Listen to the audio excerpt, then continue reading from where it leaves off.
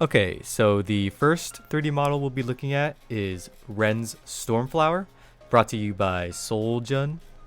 This could easily be found on Thingiverse. It's a fairly straightforward build, not too difficult to assemble, and you shouldn't run into too many problems.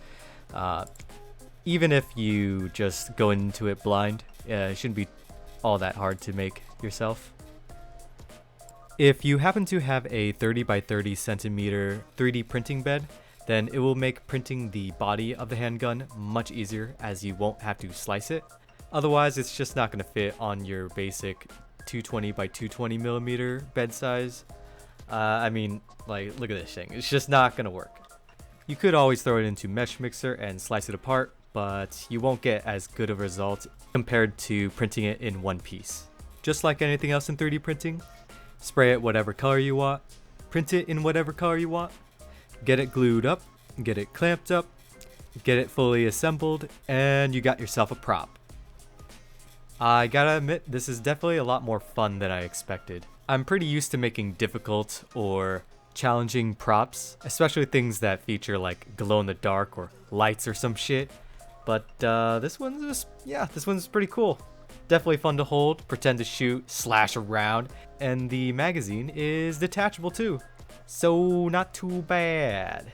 The next two models we'll be looking at are Pyrrha's Miló and Akoúo, or her spear and shield. I'm not too sure if I'm pronouncing that correctly. Either way, it is designed by Julian Danzer and sold on Cults 3D. They do cost money, but it's not all that expensive, and they're pretty well designed, so let's take a look at them. Now, these are fairly simple weapons. They're non-transformable. No moving parts either.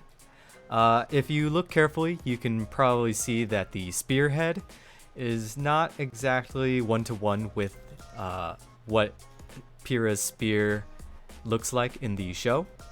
But either way, it's pretty well designed. Very, very straightforward to 3D print. You're pretty much just going to be printing them in slices with the flat faces, laying flat upon your print surface. There are spaces or negative spaces within the spear and some of the shield for rods to be placed inside. You can just 3D print them by simply 3D modeling a long cylinder. I recommend going about 4 millimeters in diameter. But either way, yeah, pretty easy to print and assemble. You can assemble it either before or after spray painting, but after that, you're probably going to have to hand paint it.